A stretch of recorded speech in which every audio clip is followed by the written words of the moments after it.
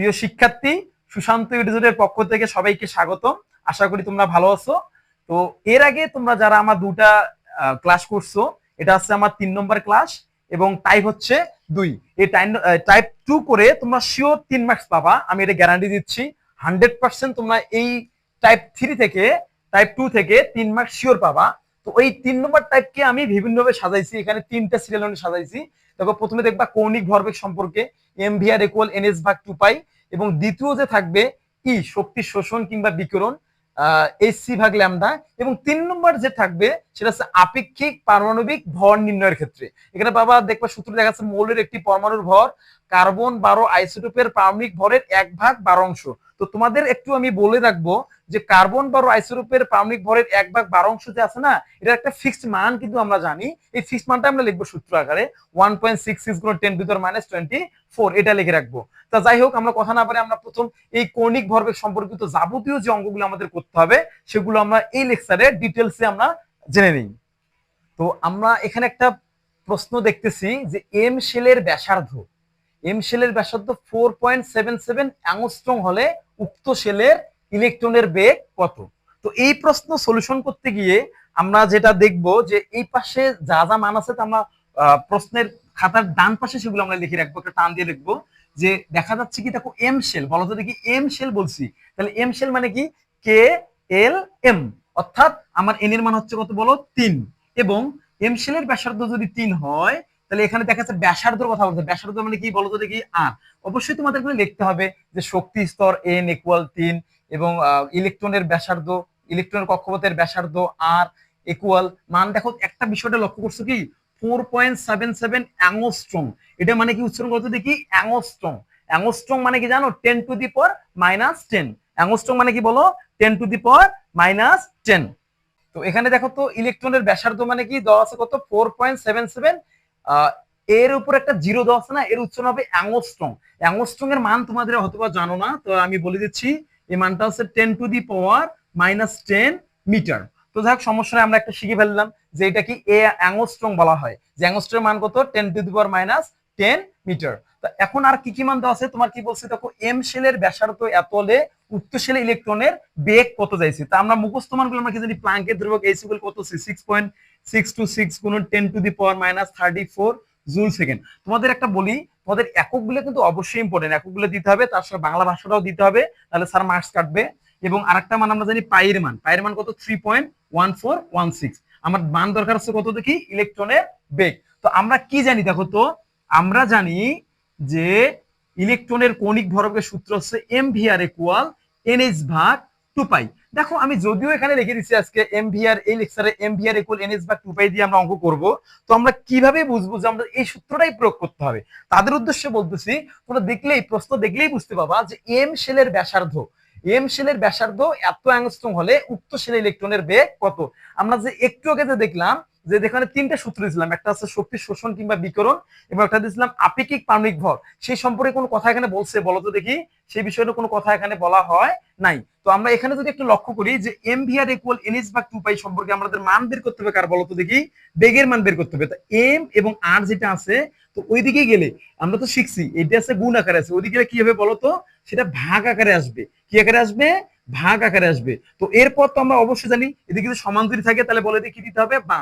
সমান চিহ্ন দেওয়ার পর যে দুটো টান দেখতেছো না, এটা আসলে বা।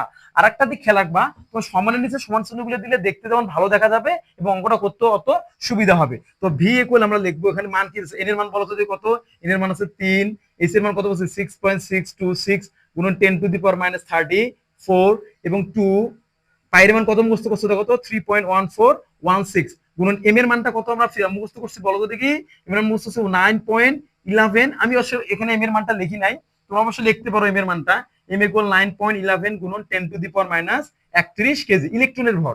আসলে এটা কার ভর বলো তো দেখি, এমটা আছে কার ভর, ইলেকট্রনের ভর। এবং ব্যাসার্ধটাও আমাদের লিখতে হবে, তো আমি একটু ছোট করে লিখি এখানে 31, এটা কত লিখছি 31 গুণন, এখানে আমার আরেকটা মান আছে ব্যাসার্ধ, ব্যাসার্ধের মানটা কত দেওয়া আছে দেখো তো, 4.77 গুণন 10⁻⁻10।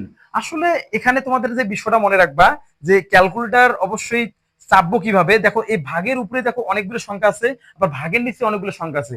অনেকে লিখতে পারে কিন্তু ক্যালকুলেটর ভালো মতো চাপতে পারে না। আমি তাদের উদ্দেশ্যে বলতেছি, তাদেরকে বলছি কিভাবে ক্যালকুলেটর চাপতে হবে। তো এই যখন তুমি উপরের ক্যালকুলেটর চাপবা তখন এগুলো ফার্স্ট ব্র্যাকেটের মধ্যে রাখবা, তারপর ভাগ দেওয়ার পর আবার তুমি এগুলো সবগুলোকে ফার্স্ট ব্র্যাকেটের মধ্যে রাখবা, দেওয়ার পর তুমি সমান চাপবা, তাহলে মানটা আসবে। তো আমি এখানে মানটা জানি কত আসবে। তো আমি আশা করি তোমরা অবশ্যই এগুলো মান কত অ্যান্সার আসবে তোমরা অবশ্যই আমার কমেন্ট বক্সে জানাবা। আমি মানটা অবশ্যই নেক্সট লেকচারে আমি অবশ্যই তোমাদের জানিয়ে দেবো। তো আমি এই লেকচারে তোমাদের আমার মানটা আমি চাবো যে আসলে মানটা কত, তোমরা কমেন্টে আমাকে জানাবা। তো আমরা এই যে প্রথম প্রশ্ন সলিউশন করলাম, যে প্রশ্ন সলিউশন করলাম, এম শেলের ব্যাসার্ধ এত হলে উক্ত শেলের ইলেকট্রনের বেগ কত। তো এখানে আমি তোমাদের একটা অঙ্ক করেই অনেকগুলো অঙ্কের কথা বলবো যেগুলো অবশ্যই তোমাদের কাজে লাগবে। যে প্রথম যেটা বলতেছি, আমাদের যদি এখানে ব্যাসার্ধর মানটা এবার যদি না দিয়ে, যদি আমাদের এই ব্যাসার্ধর মানটা না দিয়ে যদি আমাদের এবার ইলেকট্রনের বেগের মান বলতো, মনে করো এম শেলের ইলেকট্রনের বেগ যদি মনে বললো কত, বললো ভালো একটা ধরো একটা 4.75 গুণন 10 টু দি পাওয়ার মাইনাস কত ধরা যায় 15 মিটার পার সেকেন্ড হলে উক্ত শেলের এবার বেগ চাবো না, আমি বললাম উক্ত শেলের ব্যাসার্ধ কত। বললাম কি বললাম, দেখো তো উক্ত শেলের ব্যাসার্ধ কত, তাহলে তোমরা খুব সহজেই বের করতে পাবা যে এম ভি আর ইকুয়াল কি বলছিলাম NH ভাগ 2 পাই। তো আমরা এখানে কার মান বলছি, দেখো তো এবার আমার কার মান দেওয়া আছে, যে এবার বেগের মান দেওয়া আছে, আমার কার মান দেওয়া আছে, বেগের মান দেওয়া আছে, বরঞ্চ আমাকে ব্যাসার্ধের মানটা এখান থেকে বের করতে বলছে। আমাদের এখানে বেগের মানটা দেওয়া আছে 4.75 গুণন 10 to the power minus 15 metre per second. তাহলে আমাদের এখানে কার মান লাগতেছে বলো তো ভাই, বেগের মানটা লাগতেছে। তাহলে এই ভিটাকে এদিকে রাখবো এবং NH ভাগ 2 পাই তো থাকবে, এটি যেটা গুণ আকার আছে সেখানে এটা এবারে কি হবে, ভাগ আকারে হবে। তো আমি বেগ চাইছি কি চাইছি, ব্যাসার্ধ চাইছি, সরি আমি এখানে ব্যাসার্ধ চাইছি, এখানে ব্যাসার্ধ লিখতে হবে। তাহলে এখানে ব্যাসার্ধ কি লেখা যায় এম ভি, ঠিক আছে না। তো অবশ্যই তোমরা মনে হয় বিষয়টা বুঝতে পাইছো যে যার মান চাবে সেখানে আমাদের কোন দিকে রাখতে হবে, বাম দিকে রাখতে হবে, এবং যার মান গুলো দেওয়া থাকবে সেগুলো সমান চিহ্নের ওদিকে ডান পাশে নিয়ে যেতে হবে। তো আমরা অবশ্যই এটা জানি। এবং আমরা আরেকটার কথা বলবো, তো এখানে স্যাররা যদি একটু বেশি করে পেঁচানো প্রশ্ন করে, তো অনেক সময় এরকম করে করতে পারে যে আমাদের বেগের মানটা দেওয়া নাই, কিসের মান দেওয়া নাই, এবার বেগের মানটা আমার দেওয়া নাই, মনে করো আমাদের এখানে ব্যাসার্ধর মান দেওয়া আছে। কার মান দেওয়া আছে, যে কৌণিক ব্যাসার্ধর মান বললো, যে ব্যাসার্ধর কথা একটা বললো, ধরো আমরা ওই ব্যাসার্ধটাই ধরলাম যে 4.77 গুণন 10 to the power minus 10 metre, ওই ব্যাসার্ধটাই ধরলাম।